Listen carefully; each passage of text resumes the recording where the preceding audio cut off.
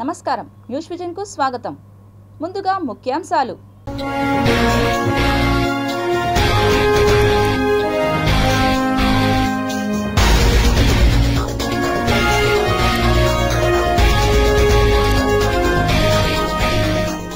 మయన్మార్లో Yagi తుఫాన్ బీభత్సం, 74 మంది మృతి, 89 మంది గల్లంతు. చేతబడి అనుమానం, ఒకే కుటుంబంలోని 5గురి హత్య. సెల్ ఫోన్ చోరులకు చెక్ పెట్టిన పోలీసులు, చాట్బాట్ ద్వారా భారీ రికవరీ. చిత్తూరు ఎస్పీ మణికంఠ చందోల్ వెల్లడి. తిరుమలలో రద్దీ, 13 కంపార్ట్మెంట్లలో శ్రీవారి దర్శనం కోసం వేచి ఉన్న భక్తులు.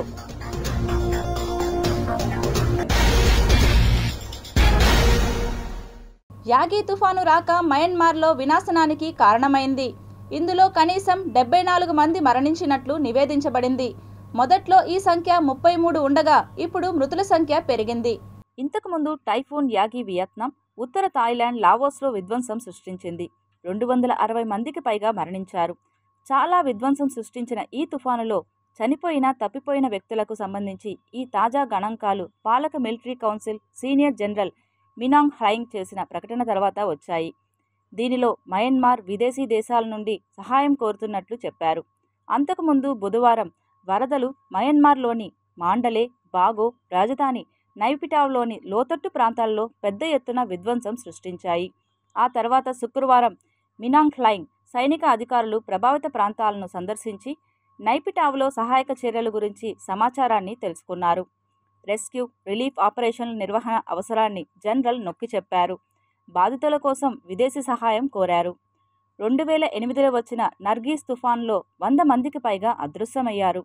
మయన్మార్లో కొనసాగుతున్న అంతర్యుద్ధం ఇది 2021లో ఆంగ్ సాన్ సూకీ ప్రభుత్వాన్ని మిలిటరీ స్వాధీనం చేసుకున్న తర్వాత ప్రారంభమైంది. ఇది సహాయక చర్యలను మరింత కష్టతరం చేసింది. మయన్మార్ ఋతుపవనాలు తరచుగా ప్రమాదకరమైన వాతావరణాన్ని తెస్తున్నాయి. ఇది వినాశనానికి కారణమవుతోంది. 2008లో నర్గీస్ తుఫాను కారణంగా 138,000 మందికి పైగా మరణించారు. భారీ వర్షాల కారణంగా 24 వంతెనలు, 375 పాఠశాల భవనాలు, ఒక బౌద్ధ విహారం, 5 ఆనకట్టలు, 4 గోపురాలు, 14 ట్రాన్స్ఫార్మర్లు, 456 దీపస్తంభాలు, 65,000కు పైగా ఇళ్లు, అనేక వస్తువులు భారీగా దెబ్బతిన్నాయి. గత 60 ఏళ్లలో ఇది అత్యంత దారుణమైన వర్షంగా వర్ణించబడింది. ఇది బగన్లోని అనేక పురాతన దేవాలయాలను కూడా దెబ్బతీసింది. ఛత్తీస్గఢ్లోని సుకుమా జిల్లాలో దారుణం జరిగింది. చేతబడి పేరుతో 5గురిని అత్యంత కిరాతకంగా హతమార్చారు. జిల్లాలోని కుంటలోని కోయిలీబెడ ప్రాంతంలోని ఎత్కల్ గ్రామంలో మంత్రాలు చేస్తున్నారని ఒకే కుటుంబానికి చెందిన 5గురిని కొట్టి చంపారు. బాధితుల్లో 3 మహిళలు ఉన్నారు. ఈ ప్రాంతంలో మూఢనమ్మకాల వల్ల హింస చెలరేగుతోంది. ఛత్తీస్గఢ్లో దారుణ ఘటన చోటు చేసుకుంది. చేతబడి చేస్తున్నారని నెపంతో గ్రామస్తులు 5 మందిని కొట్టి చంపారు. మృతులను మౌసం కన్నా 60, అతని భార్య మౌసం బీరి 43, వీరి కుమారుడు మౌసం బుచ్చ 34, మౌసం బుచ్చ భార్య మౌసం అర్జో 32, కర్క లచ్చి 43 ఏళ్లుగా గుర్తించారు. చేతబడి చేస్తున్నారని ఆరోపించిన తోటి గ్రామస్తులు వీరిపై దాడి చేసి తీవ్రంగా గాయపరిచి మరణించేలా చేశారు. ఈ ఘటనని జిల్లా ఎస్పీ చౌహాన్ కిరణ్ గంగారాం ధృవీకరించారు. గ్రామస్తులు మూఢనమ్మకాలతో కుటుంబంపై చేతబడి చేస్తున్నారని ఆరోపిస్తూ ఈ దారుణ చర్య కోసం ఏకమయ్యారని తెలిపారు. అనుమానితులను అదుపులోకి తీసుకున్న పోలీసులు ప్రస్తుతం ఈ ఘటనలో ప్రమేయం ఉన్న వారందరినీ గుర్తించేందుకు ప్రయత్నిస్తున్నామని చెప్పారు. బాధితులు కొంతకాలంగా ఇతర గ్రామస్తుల నుంచి అనుమానాలు, శత్రుత్వాన్ని ఎదుర్కొంటున్నారని ప్రాథమిక విచారణలో తేలింది. గ్రామంలో పలు అకారణ మరణాలకు, అనారోగ్యాలు చోటు చేసుకోవడంతో వీరిపై అనుమానం మరింత బలపడి చేతబడి చేస్తున్నారని ఆరోపిస్తూ గ్రామస్తులంతా ఏకమయ్యారు. ఇదిలా ఉంటే ఛత్తీస్గఢ్లోని సుకుమా జిల్లానే కాకుండా బస్తర్ ఏరియా జిల్లాల్లో ఈ మంత్ర విద్యలు, చేతబడులు అధికంగా ఉంటాయనే మూఢనమ్మకం ఉంది. తిరుచానూరు శ్రీ పద్మావతి అమ్మవారి పవిత్రోత్సవాలకు శాస్త్రోక్తంగా అంకురార్పణ కార్యక్రమాన్ని ఆలయ అర్చకులు నిర్వహించారు. తిరుచానూరు శ్రీ పద్మావతి అమ్మవారి పవిత్ర ఉత్సవాలకు ఆదివారం సాయంత్రం శాస్త్రోక్తంగా అంకురార్పణ నిర్వహించారు. ఆలయంలో సెప్టెంబర్ 16 నుంచి 18వ తేదీ వరకు 3 రోజుల పాటు పవిత్ర ఉత్సవాలు జరగనున్నాయి. ఈ ఉత్సవాలకు సాయంత్రం విశ్వక్సేన ఆరాధన, పుణ్యాహవచనం, మృత్యుంగ్రహణం, సేనాధిపతి ఉత్సవం, అంకురార్పణం నిర్వహించారు. ఆలయంలో సంవత్సరం పొడవునా పలు క్రతువుల్లో తెలియక జరిగిన దోషాల నివారణకు ప్రతి ఏడాది 3 రోజుల పాటు పవిత్రోత్సవాలు నిర్వహిస్తారు. పవిత్ర ఉత్సవాల్లో భాగంగా సెప్టెంబర్ 16వ తేదీన పవిత్ర ప్రతిష్ఠ, సెప్టెంబర్ 17న పవిత్ర సమర్పణ, సెప్టెంబర్ 18న పూర్ణాహుతి కార్యక్రమాలు నిర్వహిస్తారు. భక్తులు ఒక్కొక్కరు 750 రూపాయలు చెల్లించి ఒకరోజు ఈ పవిత్ర ఉత్సవాల ఆర్జిత సేవలో పాల్గొనవచ్చు. గృహస్థులకు 2 లడ్డూలు, 2 వడలు బహుమానంగా అందజేస్తారు.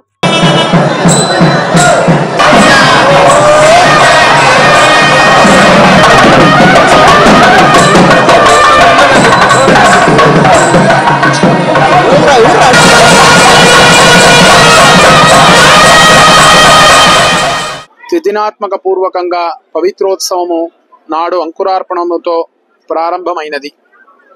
ఈనాడు 15వ తేదీ భానువారము శ్రవణ ద్వాదశి రావటం చాలా విశేషం.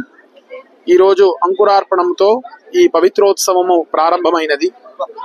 నిత్య నైమిత్తికానాం కామ్యానాం కర్మణాం సర్వేషాం న్యూనాతిరేక శాంత్యర్థం త్రిదినాత్మక పవిత్రోత్సవమని శ్రీపాంచరాత్ర భగవత్ శాస్త్రానుసారముగా అమ్మవారికి జరిగే నిత్య ఉత్సవములోను, నైమిత్తిక ఉత్సవములోను, కామ్య ఉత్సవములోను న్యూనము అనగా తక్కువ, అతిరిక్తము అనగా ఎక్కువ, భగవత్ శాస్త్రంలో చెప్పిన విధముగా తక్కువగాను ఎక్కువగాను చేయటం వల్ల సాంవత్సరిక ఉత్సవ ప్రాయశ్చిత్తార్థముగా నిత్యములోను, నైమిత్తికములోను, కామ్యములోను జరిగిన హెచ్చు తగ్గువులకు అమ్మవారికి పట్టు పవిత్రములతో కుంభము, బింబము, మండలము, అగ్ని అని చెప్పబడే చతుస్థానార్చనముగా ఈ పవిత్రములను అమ్మవారు ధరించుకొని ఈ పవిత్రోత్సవము సుసంపన్నమవుతుంది. తిరుపతి శ్రీ గోవిందరాజస్వామి వారి వార్షిక పవిత్రోత్సవాలు వేడుకగా నిర్వహిస్తున్నారు అర్చకులు. శ్రీ గోవిందరాజస్వామి వారి ఆలయంలో శాస్త్రోక్తంగా పవిత్ర సమర్పణ కార్యక్రమాన్ని నిర్వహించారు. తిరుపతి శ్రీ గోవిందరాజస్వామి వారి పవిత్ర ఉత్సవాల్లో భాగంగా ఆదివారం ఉదయం శాస్త్రోక్తంగా పవిత్ర సమర్పణ జరిగింది. ఈ సందర్భంగా ఆలయంలో ప్రత్యేక కార్యక్రమాలు నిర్వహించారు. ఉదయం స్వామివారిని సుప్రభాతంతో మేల్కొలిపి తోమాల సేవ, సహస్రనామార్చన నిర్వహించారు. ఉదయం 6:30 నుండి 8:30 గంటల వరకు శ్రీదేవి భూదేవి సమేత శ్రీ గోవిందరాజస్వామి వారి ఉత్సవర్లను యాగశాలకు వేంచేపు చేసి వైదిక కార్యక్రమాలు నిర్వహించారు. ఉదయం 9 గంటల నుండి 11 గంటల వరకు స్వప్న తిరుమంజనం జరిగింది. ఇందులో ఉత్సవమూర్తులకు పాలు, పెరుగు, కొబ్బరి నీళ్లు, తేనె, పసుపు, చందనములతో అభిషేకం నిర్వహించారు. అనంతరం మూలవర్లకు, ఉత్సవర్లకు, ఉప ఆలయాలకు, పరివార దేవతలకు, విమాన ప్రాకారానికి, ధ్వజస్తంభానికి, శ్రీమఠం ఆంజనేయ స్వామి వారికి పవిత్రాలు సమర్పించారు.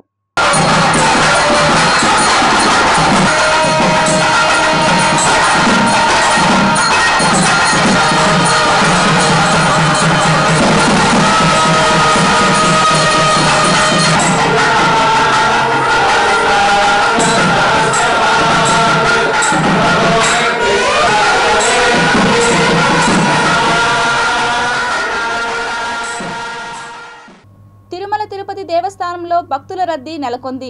తిరుమల వెంకన్నను దర్శించుకునేందుకు వైకుంఠం క్యూ కాంప్లెక్స్లోని 13 కంపార్ట్మెంట్లలో భక్తులు వేచి ఉన్నారు. కలియుగ ప్రత్యక్ష దైవం శ్రీ వెంకటేశ్వర స్వామివారి దర్శనార్థం భక్తులు తిరుమల క్షేత్రానికి తండోపతండాలుగా తరలివస్తున్నారు. వారాంతపు సెలవులు కావడంతో భక్తులు తిరుమల దైవ దర్శనానికి క్యూ కట్టారు. టోకన్ లేని భక్తులకు శ్రీవారి సర్వదర్శనానికి 12 గంటల సమయం పడుతోందని ఆలయ అధికారులు వెల్లడించారు. కాగా శ్రీవారిని 60,694 మంది భక్తులు దర్శించుకుని మొక్కులు తీర్చుకున్నారు. స్వామివారికి 27,350 మంది భక్తులు తలనీలాలు సమర్పించారు.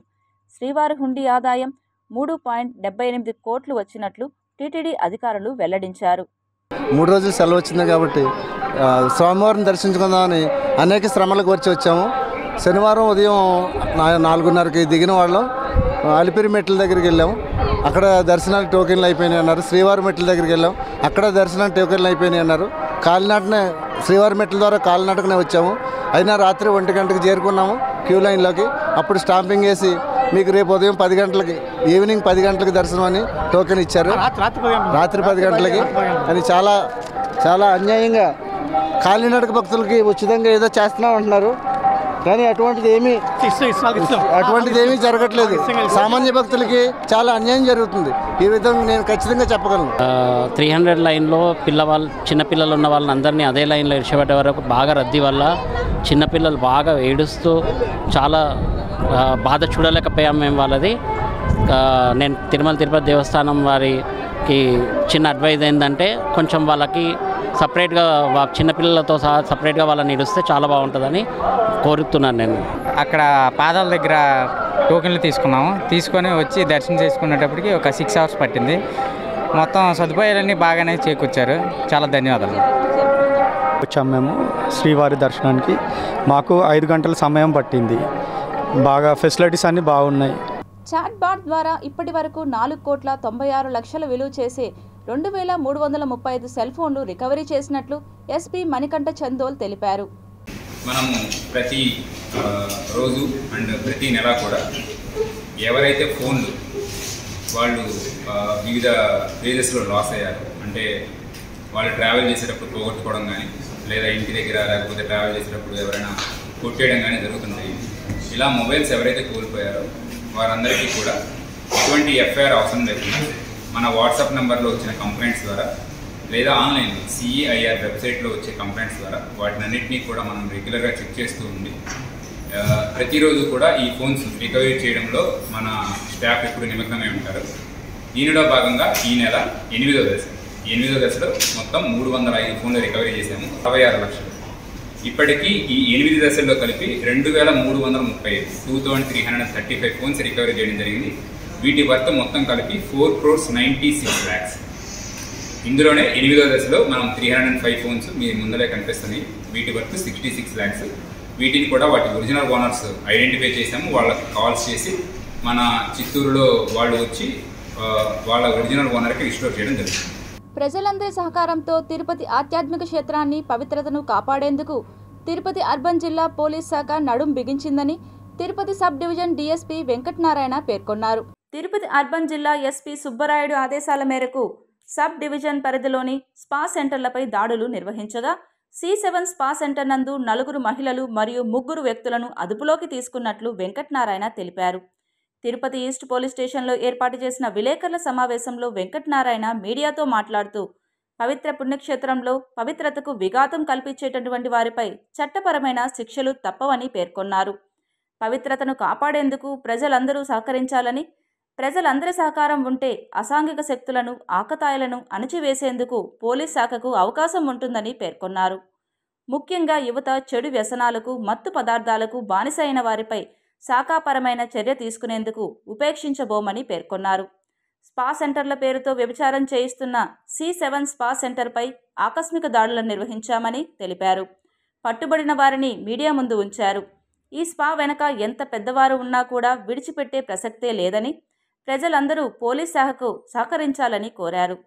పవిత్ర పుణ్యక్షేత్రాన్ని సేఫ్ సిటీ, సెక్యూర్ సిటీగా తీర్చిదిద్దడమే తమ పోలీస్ శాఖ ముఖ్య లక్ష్యమని తెలిపారు.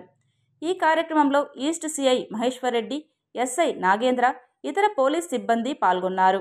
ఆ ఇన్ఫర్మేషన్ మీద రైడ్ చేయగా దాంట్లో 3 వ్యక్తులు, 1 వాగు వెంకట రాధాకృష్ణ, 2 పసుపులెడ్డి మనోజ్ కుమార్, 3 నీరజ్ రాగి, ఈ 3 వ్యక్తులు అక్కడ ఉండడం జరిగింది. తర్వాత ఈ 3 వ్యక్తులు 3 అమ్మాయిలతో 3 డిఫరెంట్ రూముల్లో ఉండడం జరిగింది. అలాగే రిసెప్షన్లో మేనేజర్ మనీషా అనే అమ్మాయి ఉంది. వీళ్ళందరినీ ప్రత్యక్షంగా చూసి రైడ్ చేయడం జరిగింది మహేష్ రెడ్డి వారి ఆధ్వర్యంలో. దాని మీద ఐటీ ఇమ్మోరల్ ట్రాఫిక్ యాక్ట్ కింద కేసు నమోదం చేసి దర్యాప్తులో ఇంకా ఓనరు ఎవరెవరున్నా, దీని వెనక ఎవరెవరు ఉన్నారు, ఎవరు ఆర్గనైజ్ చేస్తున్నారనే డీటెయిల్స్లో ఇన్వెస్టిగేషన్లో తెలిసి వాళ్ళందరినీ చట్టపరంగా చర్యలు తీసుకోవడం పడుతుంది. ముఖ్యంగా ఎస్పీ గారు ప్రత్యేక ఆదేశాలు ఇచ్చారు. తిరుపతిని పవిత్ర నగరంగా, ఆధ్యాత్మిక నగరము ఎలాంటి ఆటంకం కలగకుండా, ఇలాంటి సంఘ విద్రోహ కార్యకలాపాలు కానీ, ఇలాంటి రౌడీ చర్యలు కానీ ఏవి జరగకుండా నగరం ప్రశాంతంగా, ఆధ్యాత్మిక నగరంగా ఉండాలని, సేఫ్ సిటీ, సెక్యూర్ సిటీగా ఉండాలని ప్రత్యేకంగా మాకు సూచనలు చేయడం జరిగింది. ఈ విధంగా సార్ ఆదేశాల మేరకు మేము ప్రతి దీని మీద రౌడీ చర్యలు అయితేనేమి, ఇలాంటి సంఘ విద్రోహ కార్యక్రమాల ప్రాసిక్యూషన్ కానీ ఇంకా ఏ విషయాలైనా దాని మీద చట్టపరంగా కఠిన చర్యలు తీసుకోవడానికి మేము సిద్ధంగా. వార్తల సేకరణలో నిత్యం బిజీగా ఉండే జర్నలిస్టులకు ఆరోగ్య సంరక్షణకై నిర్వహించిన ఉచిత మెగా మెడికల్ క్యాంపుకు విశేష స్పందన లభించింది. తిరుపతి ప్రెస్ క్లబ్లో అధ్యక్ష, కార్యదర్శి, కోశాధికారి, ప్రెస్ క్లబ్ కమిటీ సహకారంతో జర్నలిస్టు సోదరులకు ఉచిత మెగా మెడికల్ క్యాంప్ నిర్వహించారు. ఈ మెగా మెడికల్ క్యాంప్లో బీపీ, షుగర్, థైరాయిడ్, ఈసీజీ, ఎముకల సాంద్రత పరీక్ష, pulmonology functioning test, blood group నిర్ధారణ వంటి పరీక్షలను నిర్వహించారు. ఈ సందర్భంగా ప్రెస్ క్లబ్ కమిటీ అధ్యక్ష, కార్యదర్శులు మీడియాతో మాట్లాడుతూ మారుతున్న కాలానికి అనుగుణంగా వార్తల సేకరణలో నిత్యం బిజీగా గడిపే విలేకరుల ఆరోగ్య సంరక్షణకై మెడికల్ క్యాంప్ నిర్వహించామని తెలిపారు. ప్రజలకు, ప్రభుత్వాలకు వారధిగా నిలుస్తున్న జర్నలిస్టు సోదరులకు ఈ మెడికల్ క్యాంప్ ఎంతగానో దోహదపడుతుందని, ప్రతి ఒక్క జర్నలిస్టు సోదరుడు ఈ అవకాశాన్ని సద్వినియోగం చేసుకుని ఆరోగ్యవంతులుగా ఉండాలని పిలుపునిచ్చారు. జర్నలిస్టుల ఆరోగ్య సంరక్షణకు హాస్పిటల్ యాజమాన్యం ముందుకు వచ్చి జర్నలిస్టుల కుటుంబ సభ్యులకు ఉచితంగా మెడికల్ క్యాంప్ చేయడం శుభ పరిణామమని హాస్పిటల్ యాజమాన్యాన్ని, సిబ్బందిని ప్రెస్ క్లబ్ తరపున అభినందించారు. అంతకుముందు జర్నలిస్టు మిత్రులు మరియు వారి కుటుంబ సభ్యులు పెద్ద సంఖ్యలో పాల్గొని మెగా మెడికల్ క్యాంపును దిగ్విజయం చేశారు. ప్రతి ఒక్కరూ ఒక రోజులో 10 నుంచి 15 నిమిషాలు టైం కేటాయించి ఎక్సర్సైజ్ చేయడానికి ట్రై చేయండి. వచ్చేసి ఏదో ఒక ఎక్సర్సైజ్ అంటే చిన్నగా ఫ్రెండ్స్తో పిచ్చాపాటి మాట్లాడడం, వాకింగ్ పోవడం ఎక్సర్సైజ్ కాదు. Concentrate on your walk, brisk walk. Heart rate should be at least it should go up to double. మన గుండె వేగము 2 ఇంతల వేగం వరకు ఆ స్పీడ్తో నడవడానికి ట్రై చేయండి. 10 నిమిషాలు చాలు, రోజు 10 నుంచి 15 నిమిషాలు చాలు. ఒక వారం మొత్తాన్ని కలిపినా సరే అట్లీస్ట్ గంటన్నా మినిమం చేయండి. 1.5 గంట చేస్తే ఇంకా బెటర్. వచ్చేసి గంటన్నా చేసినట్టు చూడండి. వచ్చేసి బ్రిస్క్ వాక్ చేయడానికి ట్రై చేయండి. వచ్చేసి తిరుపతి ప్రెస్ క్లబ్ ఆధ్వర్యంలో DBR and SK super speciality hospital సహకారంతో తిరుపతి ప్రెస్ క్లబ్లో ఈరోజు మెగా మెడికల్ క్యాంపును ఏర్పాటు చేయడం జరిగింది. జర్నలిస్టులు, వారి కుటుంబ సభ్యుల కోసం ఏర్పాటు చేశాం మెడికల్ క్యాంపుని. 9 సూపర్ స్పెషాలిటీ వైద్యుల ఆధ్వర్యంలో 7 వైద్య పరీక్షలు నిర్వహిస్తున్నాం. జర్నలిస్టుల ఆరోగ్య సంరక్షణలో భాగంగా తరచూ మెగా వైద్య శిబిరాలను నిర్వహిస్తున్నాం. అందులో భాగంగానే ఈరోజు కూడా ప్రెస్ క్లబ్ కమిటీ ఆధ్వర్యంలో మెగా మెడికల్ క్యాంపును ఏర్పాటు చేయడం జరిగింది. తిరుపతి నగరంలో నిర్వహించనున్న స్వచ్ఛతా హీ సేవా కార్యక్రమాలు విజయవంతం చేయాలని తిరుపతి నగరపాలక సంస్థ కమిషనర్ నారపరెడ్డి మౌర్య అధికారులకు పిలుపునిచ్చారు. తిరుపతి నగరపాలక సంస్థ కార్యాలయంలో అధికారులతో సమావేశమైన కమిషనర్ మౌర్య అధికారులను ఉద్దేశించి మాట్లాడుతూ సెప్టెంబర్ 14 నుండి అక్టోబర్ 1వ తేదీ వరకు స్వచ్ఛతా హీ సేవా కార్యక్రమాలు జరగనున్నాయని తెలిపారు. ఈ సందర్భంగా కమిషనర్ మౌర్య మాట్లాడుతూ స్వచ్ఛత సంస్కార్, స్వచ్ఛత స్వభావ్ అనే నినాదంతో స్వచ్ఛతా హీ సేవా కార్యక్రమాలు నిర్వహించనున్నామని అన్నారు. ఈ సేవా కార్యక్రమంలో బాగా ర్యాలీ, మార్దన్ రన్, వర్క్షాపులు, వైద్య శిబిరాలు వంటి కార్యక్రమాలు నిర్వహించాలని అధికారులకు తెలిపారు. సెప్టెంబర్ నెల 17వ తేదీ నుంచి సంపూర్ణ స్వచ్ఛతా కార్యక్రమం, స్వచ్ఛతా సేవా కార్యక్రమంలో భాగంగా అన్ని చోట్ల పారిశుద్ధ కార్యక్రమాలు చేపట్టాలని హెల్త్ ఆఫీసర్ యువ అన్వేష్కి సూచించారు. ముఖ్యంగా ప్రతి ఒక్కరూ విరివిగా మొక్కలు నాటడం, రోడ్లు, రైల్వే స్టేషన్ల ప్రాంతాలలో చెత్త కుప్పలు తదితర శుభ్రతా కార్యక్రమాలు నిర్వహించాలని పేర్కొన్నారు. ప్రమాదవశాత్తు ఆటో అదుపు తప్పి బోల్తా పడి ముగ్గురికి తీవ్ర గాయాలైన ఘటన చోటు చేసుకుంది. చిత్తూరు నియోజకవర్గం గుడిపాల మండలం వసంతాపురం కొత్తకోటకు చెందిన రాకేష్, పవన్ కుమార్, హేమంత్ ఆటోలో కాణిపాకం అగరంపల్లి వద్ద వెళ్తూ ఉండగా శనివారం అర్ధరాత్రి 12:15 ప్రమాదవశాత్తు ఆటో బోల్తా పడి ముగ్గురికి తీవ్ర గాయాలైంది. స్నేహితులు క్షతగాత్రులను చిత్తూరు ప్రభుత్వ ఆసుపత్రికి తరలించారు. ఈ ఘటనపైన కాణిపాకం పోలీసులకు సమాచారం ఇచ్చారు. తిరుమల కనుమ రహదారులకు ఓ ప్రత్యేకత ఉంది. ఇంజనీర్స్ డే సందర్భంగా సిటీ కేబుల్ అందిస్తున్న ప్రత్యేక కథనం. తిరుమల ఈ పేరు వినగానే ముందుగా గుర్తుకు వచ్చేది అఖిలాండకోటి బ్రహ్మాండ నాయకుడు. అయితే ఆయన దర్శనం కోసం వచ్చే భక్తులకు ప్రకృతి సోయగాలతో ఆహ్లాదాన్ని అందించే వాతావరణం, చల్లటి మంచు, దివి నుండి మనపై వాలుతుందా అనేలా చుట్టుకునే మేఘాలు, అనువనువు సహజశిలల తోరణాలు, ప్రమాదకర మలుపులు, అయితే ఏం ఎత్తైన కొండలు చూస్తూ సాగిపోయే ప్రయాణం. ప్రతిరోజు చూసిన కొత్త అనుభూతిని అందించే తిరుమల ఘాట్ రోడ్ గురించి మీకు తెలుసా? అసలు ఈ రోడ్లు ఎప్పుడు ఏర్పడ్డాయి, ఎవరు వేశారనే విషయాలను ఇప్పుడు తెలుసుకుందాం. మనము తిరుమలకు వెళ్లాలంటే కాలినడకన లేదా వాహనాల్లో చేరుకోవాలి. ఏళ్లనాటి నుండి స్వామివారి దర్శనం కోసం వెళ్లాలంటే కాలినడకన దట్టమైన అడవిలో పాదయాత్రగా వెళ్లేవారు. భక్తుల సంఖ్య పెరగడం, తిరుమలకు కావలసిన వస్తువులు తీసుకురావడానికి అప్పటి మెద్రాసు పాలకుల సూచన మేరకు రోడ్డు వేయాలని నిర్ణయించారు. అయితే తల ఎత్తి చూసే ఎత్తైన కొండల్లో రోడ్డు వేయడం అంటే సాధ్యమేనా అని అందరూ అనుకున్నారు. నాటి Madras governor sir Arthur hope ఈ పనిని ప్రముఖ ఇంజనీర్ మోక్షగుండం విశ్వేశ్వరయ్యకు అప్పగించారు. ఈ కొండల్లో సర్వే నిర్వహించి ప్రతిపాదనను బ్రిటిష్ ప్రభుత్వానికి పంపారు. వారి ఆమోదం పొందిన వెంటనే పనులు ప్రారంభించారు. సాంకేతిక పరిజ్ఞానం లేని ఆ రోజుల్లో రోడ్డు వేయడం అనేది ఒక సవాలు అని చెప్పొచ్చు. క్లిష్టమైన పరిస్థితిలో రోడ్డు వేసి ఆయనే తొలిసారి ట్రయల్ వేశారని అంటారు. ఆయన వేసిన ఆ రోడ్డు మనం తిరుమల నుంచి తిరుపతికి దిగి వచ్చే రోడ్డు. దాన్ని నేటికి మొదటి ఘాట్ రోడ్డుగా పిలుస్తారు. ఆ రోజుల్లో రాకపోకలు ఆ రోడ్లోనే సాగేవి. అంటే తిరుమలకు వెళ్లేదారి అదే, తిరుమల నుంచి కిందికి దిగేదారి కూడా అదే అన్నమాట. 1944 ఏప్రిల్ 10న అప్పటి మద్రాసు గవర్నర్ ఈ రోడ్డును ప్రారంభించారు. మొత్తం 57 మలుపులతో రోడ్డు నిర్మాణం జరిగింది. తొలి రోజుల్లో సరుకులు, ఇతర వస్తువులు తిరుమలకు తీసుకెళ్లడానికి ఎద్దుల బండ్లు ఉపయోగించేవారు. భక్తుల సంఖ్య పెరగడంతో 2 బస్సులను ప్రారంభించారు. అవి కూడా ఇదే మార్గంలో ప్రయాణం సాగించేవి. 1961లో టీటీడీ 2వ ఘాట్ రోడ్ నిర్మాణం చేసింది. నాటి ముఖ్యమంత్రి దామోదర సంజీవయ్య ఈ ఘాట్ రోడ్డుకు శంకుస్థాపన చేశారు. మోక్షగుండం విశ్వేశ్వరయ్య రూపొందించిన మొదటి ఘాట్ రోడ్డు నేటికి చెక్కు చెదరకుండా అలాగే భక్తులకు అందుబాటులో ఉంది. ఆయన స్ఫూర్తితో ఇంజనీర్లు మరిన్ని అద్భుతమైన నిర్మాణాలు చేపట్టాలని సిటీ కేబుల్ ఆశిస్తోంది. ఇంజనీర్లందరికీ సిటీ కేబుల్ తరపున ఇంజనీర్స్ డే శుభాకాంక్షలు. తిరుమల శ్రీవారిని పలువురు ప్రముఖులు దర్శించి మొక్కులు చెల్లించుకున్నారు. తిరుమల శ్రీవారి నైవేద్య విరామ సమయంలో INPR commissioner Himanshukala, Somireddy Chandramohan Reddy, AP high court న్యాయమూర్తి జస్టిస్ మల్లికార్జునరావు దర్శించుకున్నారు. వీరికి రంగనాయక మండపంలో వేద పండితులు వేద ఆశీర్వచనాలు చేసి స్వామివారి తీర్థ ప్రసాదాలను అందించారు. అనంతరం వీరు ఆలయం వెలుపల మీడియాతో మాట్లాడారు. వరదలో దెబ్బతిన్న ఆ కుటుంబాలు మళ్ళీ మంచి పరిస్థితికి రావాలా, దుష్టులకి శిక్షణ జరగాల, మంచి వాళ్ళకి రక్షణ జరగాల, రాష్ట్రం అంతా బాగుండాలా దేశంతో పాటు అని చెప్పేసి నేను కోరుకున్నా.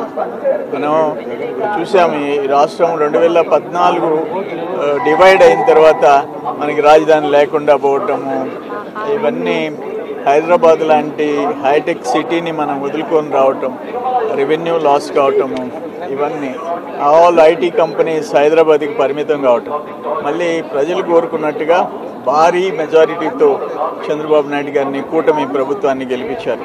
అందుకని మా ప్రభుత్వం చేతుల్ని స్ట్రెంగ్తన్ చేయమని బాలాజీ వెంకటేశ్వర స్వామిని నేను కోరుకోవటం జరిగింది. ఇన్ని నేను అందుకే ఒకటే మాట చెప్పా, ఈ స్వామి సన్నిధిలో రాజకీయాలు మాట్లాడాలంటే టైం చాలదు. అన్నీ జరిగిపోయినాయి లాస్ట్ 5 yearsలో. ఇప్పుడు ఆ బోట్లు ఆ కలర్ ఏంటో, ఆ బోట్ల మీద ఉండే కలర్ ఏంటో అందరికీ తెలుసు. ఇప్పుడు ఏదైనా జరిగి ఉంటే ఏమై ఉండేది? ఆ బోట్ల యాజమాన్యాలకి బాధ్యత లేదా? చెప్పండి. వ్యాపారం చేసుకునేటప్పుడు ప్రజల ప్రాణాలకి ముప్పు కలిగే విధంగా నిర్లక్ష్యంగా ఉండటం కూడా తప్పే కదా. ఇప్పుడు జరగరాని సంఘటనలు 5 yearsలో జరిగినాయి. ఇప్పుడు అవన్నీ స్ట్రీమ్ లైన్ కావాలా, అంత సిస్టమ్స్ అన్నీ రివైవ్ కావాలా, సిస్టమ్స్ అన్నీ కొలాప్స్ అయిపోయినాయి. మళ్ళీ సాధారణ పరిస్థితికి రావాలా, ప్రజలకు మంచి పాలన అందాలా, అదొకటే మేము కోరుకునేది. తిరుపతి పార్లమెంట్ నియోజకవర్గ పరిధిలో 84 ఇంజనీరింగ్ కాలేజీలు ఉన్నాయని, స్కిల్డ్ మ్యాన్ పవర్కు ఎలాంటి ఇబ్బంది లేదని, పరిశ్రమల అభివృద్ధికి సంపూర్ణ సహకారం తిరుపతి ఎంపీ గురుమూర్తి అన్నారు. ఛాంబర్ ఆఫ్ కామర్స్ ఆధ్వర్యంలో పరిశ్రమల అభివృద్ధి కోసం నిర్వహించిన సమావేశానికి ఆయన ముఖ్య అతిథిగా హాజరయ్యారు. కేంద్ర ప్రభుత్వం నుంచి పలు రకాల ఎంఎస్ఎంఈ గ్రాంట్స్ ఉన్నాయని, కానీ ఆ నిధులను ఒక ఆర్గనైజేషన్ మినహా మిగిలిన 29 ఆర్గనైజేషన్లు ఉపయోగించుకోనట్లు లేదని అన్నారు. ఆ ఒక్క ఆర్గనైజేషన్ మాత్రమే 25 కోట్ల రూపాయల నిధులను వినియోగించుకున్నదని తెలియజేశారు. మిగిలిన ఆర్గనైజేషన్లు కూడా ముందుకు వచ్చి ఈ అవకాశాన్ని సద్వినియోగం చేసుకోవాలని అన్నారు. తిరుపతి ఛాంబర్ ఆఫ్ కామర్స్ వారు చొరవ తీసుకుని ముందుకు వస్తే తన వంతు సహకారం అందిస్తానని తెలియజేశారు. కామన్ ఫెసిలిటీ సెంటర్స్ కోసం ఇచ్చే నిధులకి కేంద్ర ప్రభుత్వం భారీ మొత్తంలో సబ్సిడీ ఇస్తుందని, కానీ వీటిని వినియోగించుకోవడం లేదని అన్నారు. అందరికీ సౌలభ్యంగా ఉండే విధంగా మాజీ ముఖ్యమంత్రి వైఎస్ జగన్మోహన్ రెడ్డి నేతృత్వంలోని గత ప్రభుత్వంలో ప్రస్తుతం వైజాగ్లో మాత్రమే ఉన్నటువంటి ఎంఎస్ఎంఈ ప్రాంతీయ కార్యాలయాన్ని తిరుపతిలో ఏర్పాటు చేసేందుకు చర్యలు తీసుకోవడం జరిగిందని, త్వరలోనే తిరుపతిలో ఆ కార్యాలయం ఏర్పాటు అవుతుందని తెలియజేశారు. మౌలిక సదుపాయాలు సరిగ్గా ఉన్నప్పుడే ఆ ప్రాంతాలలో కొత్త పరిశ్రమలు వస్తాయని, వాణిజ్య రంగం అభివృద్ధి చెందుతుందని అన్నారు. మునిపెన్నడూ లేని విధంగా తిరుపతి పార్లమెంట్ పరిధిలో 742 కిలోమీటర్ల పరిధిలో జాతీయ రహదారులు అభివృద్ధి చేసేందుకు వివిధ ప్యాకేజీల కింద టెండర్లు పిలిచారని, త్వరలో పనులు ప్రారంభం కానున్నాయని అన్నారు. అలాగే తిరుపతి రైల్వే స్టేషన్ కూడా 300 కోట్ల రూపాయలతో అద్భుతంగా నిర్మాణం జరుగుతుందని, రైల్వే కనెక్టివిటీ కూడా పెరుగుతుందని అన్నారు. రేణిగుంట రైల్వే స్టేషన్ కూడా 200 కోట్ల రూపాయల నిధులతో అభివృద్ధి చేయనున్నారని, త్వరలో పనులు ప్రారంభం కానున్నాయని తెలియజేశారు. చెన్నై వైజాగ్ ఇండస్ట్రియల్ కారిడార్ మరియు చెన్నై బెంగళూరు ఇండస్ట్రియల్ కారిడార్కి దగ్గరగా ఉండడం తిరుపతి పార్లమెంటుకు కలిసి వచ్చే అంశమని అన్నారు. గత 5 సంవత్సరాలలో దాదాపుగా 27,803 కోట్ల రూపాయలతో 65 పరిశ్రమలు ఏర్పాటు అయ్యాయని, వాటి ద్వారా 43,213 మందికి ఉపాధి లభించిందని అన్నారు. ప్రముఖ దేవాలయాలు ఉన్న మన ప్రాంతంలో ఆలయ ఆధారిత ఆర్థిక వ్యవస్థ అభివృద్ధి చేసుకునే విధంగా అడుగులు ముందుకు వేయాలని పిలుపునిచ్చారు. ఈ ఆలయాలకు అవసరమైన వస్తువులను ఎంఎస్ఎంఈ ద్వారా పరిశ్రమలను ప్రారంభించి మన ప్రాంతంలోనే తయారు చేసుకోవాలని పిలుపునిచ్చారు. ఈ విషయంలో రాజకీయాలకి, పార్టీలకి అతీతంగా ముందుకు వెళ్లాలని కోరారు. తిరుపతి నగరంలో ఆతిథ్య రంగానికి మంచి అవకాశాలు ఉన్నాయని, పేరెన్నిక కలిగిన పెద్ద హోటల్స్తో కలిసి ఇంకా అభివృద్ధి చెందాల్సిన అవసరం ఉందని అన్నారు. తిరుపతి పట్టణంలో మెడికల్ ఇన్ఫ్రాస్ట్రక్చర్ ఏర్పాటులో భాగంగా స్విమ్స్ని జాతీయ ప్రాముఖ్యత కలిగిన సంస్థ గుర్తించాలని కోరడం జరిగిందని ఈ సందర్భంగా తెలియజేశారు. ఈ సందర్భంగా ఆయన మాట్లాడుతూ, ఎంఎస్ఎంఈలు ప్రోత్సహిస్తేనే ఈ మ్యాన్ పవర్ తిరుపతిలో స్థిరపడడానికి అవకాశం ఉంటుందన్నారు. తిరుపతి పార్లమెంట్ పరిధిలోని అన్ని ప్రాంతాలు మరింత అభివృద్ధి చెందుతాయని, నిరుద్యోగ యువతకు ఉపాధి అవకాశాలు మరింత మెరుగుపడతాయని చెప్పారు. తిరుపతిలో ఎంఎస్ఎంఈల నిర్మాణానికి 238 ఎకరాల భూమి అవసరమవుతుందని చెప్తున్నారని, కానీ 500 ఎకరాలలో యూనివర్సిటీ నిర్మిస్తేనే ఎంఎస్ఎంఈలకు ఉపయోగకరంగా ఉంటుందన్నారు. ఇందుకోసం తాను కూడా ప్రయత్నం చేస్తానని తెలిపారు. వారికి రావాల్సిన ప్రయోజనాలు అందేలా తాను కూడా కేంద్ర ప్రభుత్వంతో మాట్లాడతానని అన్నారు. పరిశ్రమల అభివృద్ధికి సంబంధించి క్షేత్రస్థాయిలో ఏవైనా ఇబ్బందులు ఉన్నట్లయితే తన దృష్టికి తీసుకురావాలని, వాటి గురించి తాను పార్లమెంట్లోనూ సంబంధిత సెక్రటరీలతో మాట్లాడి సమస్యల పరిష్కారానికి కృషి చేస్తామన్నారు. అన్ని దానాల్లోకెల్లా అన్నదానం మిన్న. అన్నదానం చేయడం ద్వారా అన్నార్థులకు ఆకలి తీర్చిన వారమవుతామని ధరణి నిత్య అన్నదానం ట్రస్ట్ నిర్వాహకులు పేర్కొన్నారు. తిరుపతి ప్రభుత్వ ప్రసూతి ఆసుపత్రి ఆవరణలో రోగులకు, సహాయకులకు ధరణి నిత్య అన్నదానం ట్రస్ట్ నిర్వాహకులు సుమారు 500 మందికి అన్నదాన కార్యక్రమాన్ని నిర్వహించారు. ఈ సందర్భంగా వారు మాట్లాడుతూ, అన్నదానం చేయడంలో ఉండే తృప్తి మరి ఎందులోనూ లేదని, అన్నదానం చేయడం ద్వారా 10 మందికి ఆకలి తీర్చిన వారిమవుతామని పేర్కొన్నారు. ఎంతోమంది శుభకార్యాలు, పుట్టినరోజులు పేరిట ధనాన్ని వృధా చేస్తుంటారని, అయితే నెలలో ఒక్కసారైనా పేదలకు ఒక పూట అన్నం పెట్టగలిగితే అంతకు మించిన మహాభాగ్యం మరెందులోనూ లేదని సంతోషం వ్యక్తం చేశారు.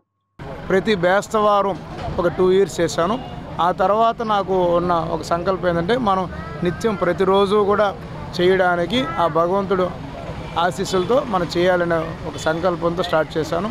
దానికి సహకారంగా మా నాన్నగారు, నా భార్య లావణ్య, వంట మనుషులు ఒక 3-4 నెలలు అందుబాటులో లేకపోతే కూడా వాళ్ళే స్వయంగా చేశారు. ఇది నేను చాలా గొప్పగా భావిస్తాను. ఇది జీవితాంతం చేయాలన్నది నా ఆశయం. అన్నదాన ప్రోగ్రాంలో గత కొన్ని రోజులుగా భాగమై ఉన్నాము. కానీ రవి సార్ చేస్తున్న ఈ పనికి మేము సహాయం మాత్రం, అంటే సేవకులుగా మాత్రమే చేస్తున్నాము. మొత్తం ఆయనే చూస్తున్నారు. ఇంతమందికి రోజు 140 నుంచి 150 మందికి సర్వీస్ చేయడం అనేది చాలా గొప్ప కార్యం. అందరి బ్లెస్సింగ్స్ ఉంటాయని కోరుకుంటున్నాం. పరిసరాల పరిశుభ్రతతోనే దేశం అభివృద్ధి చెందుతుందని తిరుపతి శ్రీ పద్మావతి మహిళా విశ్వవిద్యాలయం ఉపకులపతి ఉమా పేర్కొన్నారు. శ్రీ పద్మావతి మహిళా విశ్వవిద్యాలయంలో విద్యార్థులచే పరిసరాలను పరిశుభ్రంగా ఉంచుకునేలా మొదటగా ప్రతిజ్ఞ చేయించారు. విశ్వవిద్యాలయ పరిసర ప్రాంతాలు పరిశుభ్రంగా ఉంచుకునేందుకు ప్రతి ఒక్క విద్యార్థిని కృషి చేయాలని, అందుకు అనుగుణంగా పిల్లలు నెలలో 2 ఆదివారాలు 2 గంటల పాటు పరిశుభ్రతపై ప్రత్యేక శ్రద్ధ వహించాలని ఉపకులపతి ఉమా తెలిపారు. ఈ సందర్భంగా వీసీ మాట్లాడుతూ, స్వచ్ఛతా హీ సేవా కార్యక్రమంలో ప్రతి ఒక్కరూ భాగస్వామ్యమై పరిసరాలను పరిశుభ్రంగా ఉంచుకోవాలని, పరిసరాలు పరిశుభ్రతతోనే గ్రామం, రాష్ట్రం, దేశం అభివృద్ధి చెందుతాయని, ఈ సందర్భంగా ఆమె విద్యార్థులను ఉద్దేశించి ప్రసంగించారు. But the pledge is also indicating that you will educate others in the villages, in the communities, in the households, and tell everybody the importance of keeping our premises and houses clean. We are doing this as part of the program given by the Government of India, Swachhata Hi Seva, which has come from the Gandhian philosophy. Keeping ourselves clean, keeping our premises, campuses clean, our homes clean is itself a seva to the nation, is itself.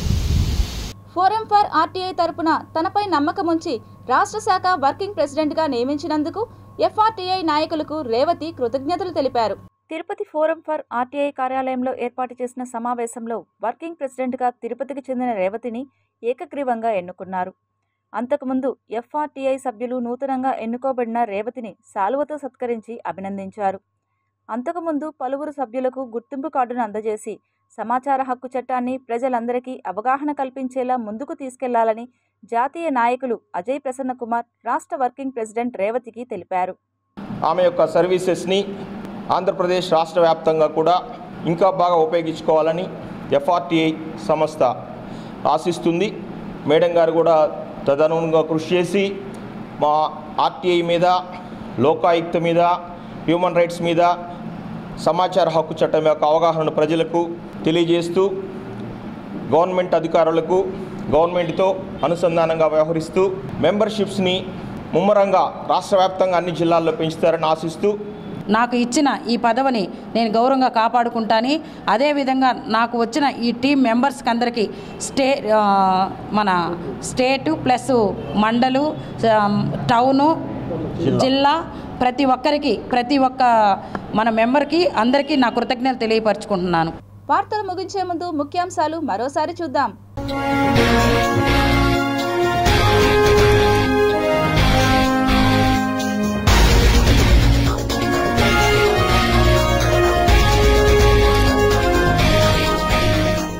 మయన్మార్లో Yagi తుఫాన్ బీభత్సం, 74 మంది మృతి, 89 మంది గల్లంతు.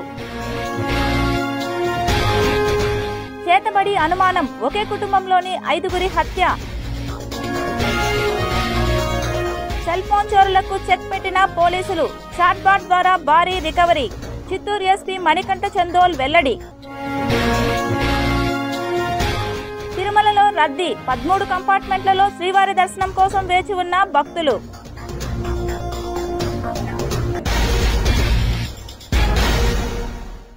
ఈ వార్తలు ఇంతటితో సమాప్తం. సమగ్ర సమాచారంతో న్యూస్ విజన్లో మళ్ళీ కలుద్దాం. అంతవరకు సెలవు. నమస్కారం.